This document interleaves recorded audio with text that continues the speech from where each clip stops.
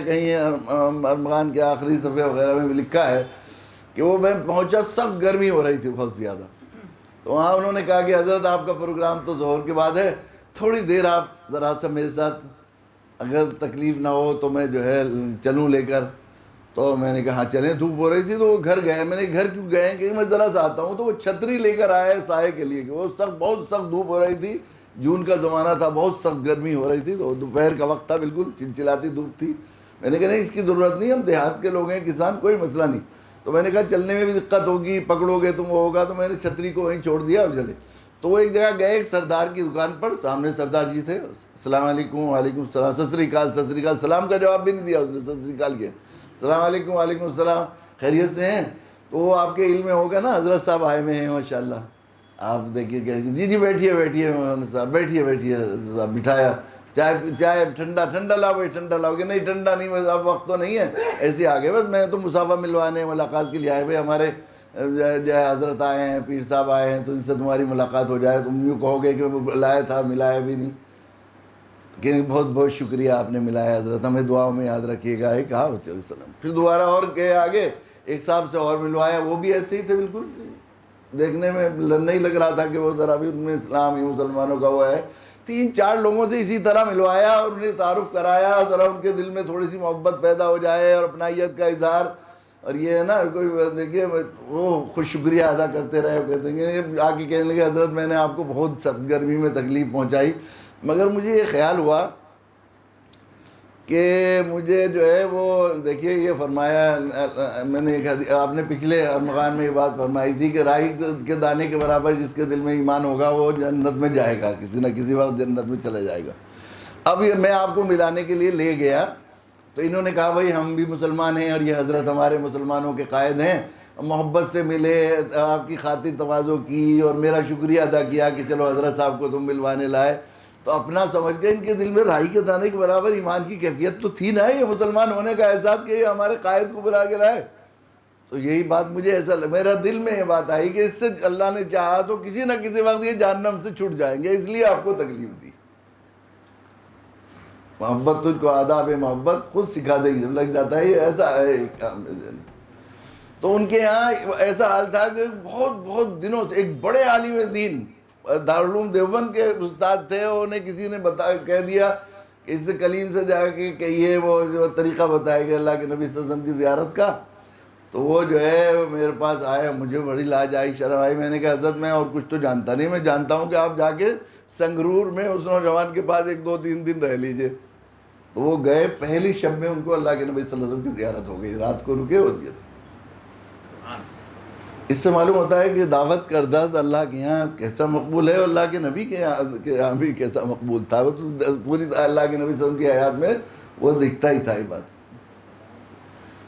تو اگر ہم اللہ کی محبوبیت اور مقبولیت حاصل کرنا چاہتے ہیں، کون نہیں چاہتا ہوگا کہ اللہ کے یہاں محبوب، تو اس سے آسان کوئی طریقہ نہیں کہ ہم اس درد کو اوڑھنا بچھونا بنائیں، اور اس درد کو اپنی پوری. ہم دیکھتے ہیں اللہ کے نبی صلی اللہ علیہ وسلم جن کے بارے میں فرمایا لقد کان لکم فی رسول اللہ اسوۃ حسنہ لمن کان یرجو اللہ والیوم الآخر. دنیا میں نیک بننے کے لیے حضرت جی، پیر صاحب، متقی صاحب، حضرت صاحب، فلاں صاحب بننے کے لیے الگ الگ معیار ہو سکتے ہیں، لیکن جس کو آخرت میں اللہ کے حضور اپنے دین کو معیاری بنانا ہو اور وہاں مقبولیت محبوبیت حاصل کرنی ہو، تو صرف وہی طریقہ ہے کہ رسول اللہ صلی اللہ علیہ وسلم کی زندگی کو اسوہ حسنہ بنائیں.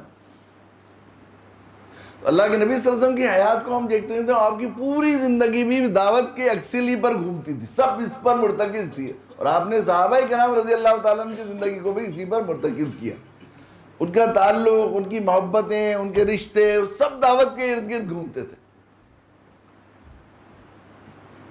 تو مجھے یہ بات اس لیے کہنی ہے، عرض کی ہے میں نے، کہ یہاں جو آج آپ کو بلایا ہے، یہ اپنے مدرسے کے لوگ اب جا رہے ہیں ندوے میں. آپ حضرات اللہ کی شکر ہے، میں نے کل بھی بتایا تھا کہ آپ کو ہم رخصت نہیں کر رہے، بلکہ ہماری کیفیت، ہماری کو اس طرح سمجھیے بالکل کہ وہ گھسیاری ماں جو گھاس کھود کر بچے کو پال رہی ہے، اور اس کی فیس جمع کر رہی ہے، اس کے کپڑے بنا رہی ہے، اس کو کتابیں خرید کے دے رہی ہے. اور جب بچہ تعلیم کے ایک مرحلے کو مکمل کرتا ہے اور پھر وہ آگے پڑھنے بھیجتی ہے، تو بڑی امیدوں کے ساتھ اسے رخصت کرتی ہے کہ یہ میرا بچہ وہاں سے جا رہا ہے تو وہاں سے کوئی بڑی ملازمت اور بڑا عہدہ بھی لے کر آئے گا اور میرے لیے اتنا کچھ کما کر لے کر آئے گا، اس لائق بن کر آئے گا کہ ہماری یہ جھوپڑی کچی جس میں ہر وقت پانی بھی چھنتا ہے اور دھوپ بھی چھنتی ہے، پکے گھر میں بدل جائے گی۔ سب اس طرح کرتے ہیں یا انسان رکھا ہے اللہ تعالیٰ نے ایسا؟ تو ہم آپ کو وہاں رخصت کر رہے ہیں، اس وقت وہاں جا رہے ہیں ندوے میں، تو ہم اسی طرح جا رہے ہیں، اور ہم ابھی سے جیسے وہ ماں اسی وقت سے دروازہ تکتی ہے کہ میرا بچہ آئے گا، تو پھر وہ اس کے پاس سوٹ کیس میں کیا کیا ہوگا وہ سب چیزیں آ کر اب کب کھولے گا گھر، جب کہیں باہر سے لوگ آتے ہیں کوئی ذرا بن کر، تو گھر والے انتظار کرتے ہیں اور پھر شدت کے ساتھ کہ کب یہ سوٹ کیس کھولیں گے اور کب جو وہاں سے کمائی کر کے لائے ہیں وہ ہمیں دیں گے۔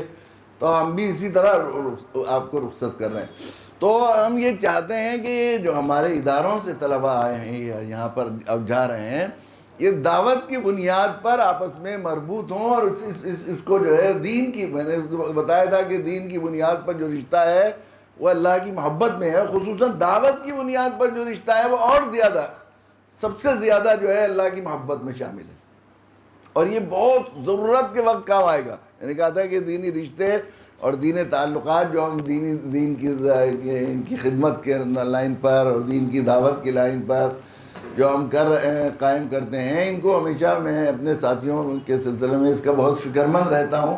جب معلوم ہو جاتا ہے تو کہ بھئی جو ہے خدا نہ کرے کسی وجہ سے ذرا کوئی غلط فہمی پیدا ہو گئی ہے یا دلوں میں تکدر پیدا ہو گیا ہے، تو آخری درجے میں کوشش کرتا ہوں، میری یہ رہتی ہے کہ رشتہ باقی رہے، اس لیے کہ بہت ضرورت کے وقت میں کام آئے گا۔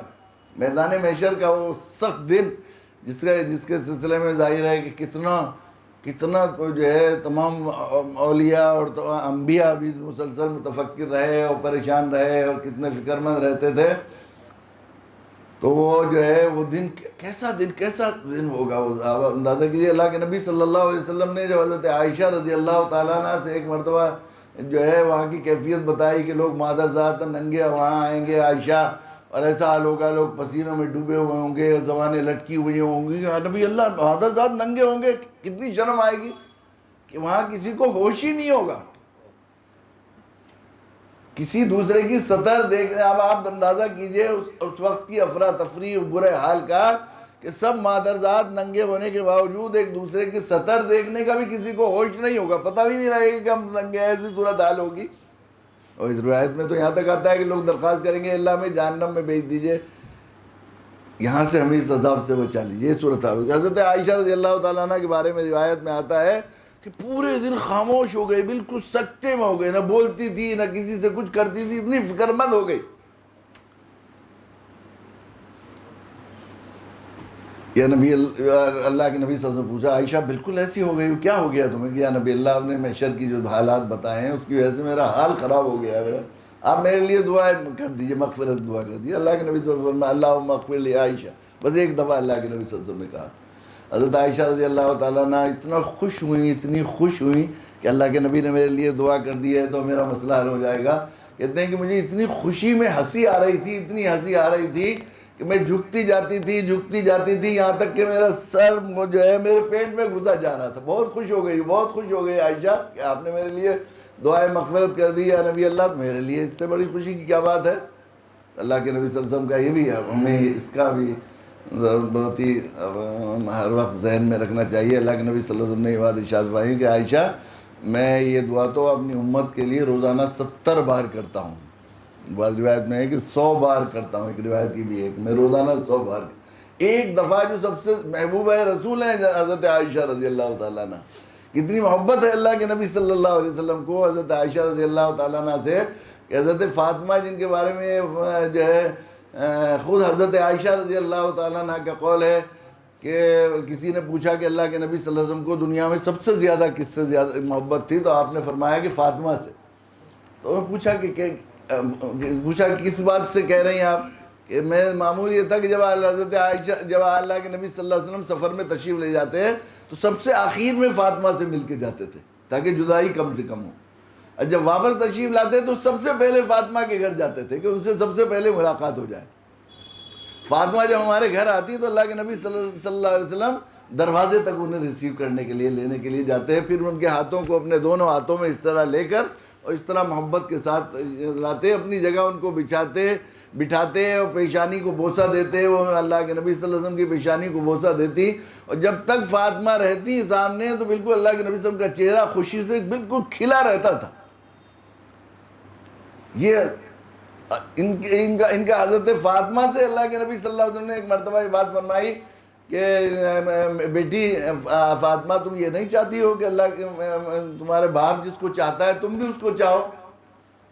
کہ یا اللہ میرے ابا میں کیوں نہیں چاہوں گی؟ کہا کہ مجھے عائشہ سے محبت ہے، تم بھی عائشہ سے محبت کیا کرو، کیونکہ حضرت عائشہ ایک فطری بات ہے، سوتیلی والدہ تھی نا، اس لیے اللہ کے نبی صلی اللہ علیہ وسلم نے ترغیب دی کہ تم بھی عائشہ سے محبت کیا۔ یہ عائشہ حضرت عائشہ اللہ کے نبی کی کتنی محبوبہ ہوں گی کہ اپنی لاڈلی بیٹی حضرت فاطمہ سے فرما رہے ہیں کہ عائشہ سے تم بھی محبت کیا کرو۔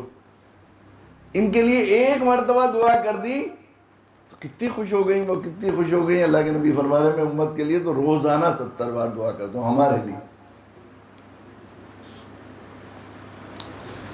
تو اس دن میں حدیث میں آتا ہے کہ کوئی سایہ نہیں ہوگا کہیں جگہ، تو اعلان ہوگا این المتحابین فی، این المتحادین فی، این المتجالسین فی، کہاں ہیں جو میرے لیے محبت کرتے ہیں، کہاں ہیں جو میرے لیے اکٹھے ہو کر بیٹھ جاتے ہیں، کہاں ہیں جو میرے لیے جو ہے وہ تنظیمیں اور جماعتیں اور وہ بناتے ہیں، جو میرے لیے کہاں ہیں؟ ادعو الی ظل عرشی، میرے عرش کے سائے کے نیچے انہیں بلا لو، الیوم لا ظل الا ظل عرشی، یہ اس وقت میرے سائے کے علاوہ، میرے عرش کے سائے کے علاوہ کوئی سایہ نہیں ہوگا۔ اس روز یہ سرکاری مہمان میدان محشر میں وہ لوگ جو آپس میں اللہ کے لیے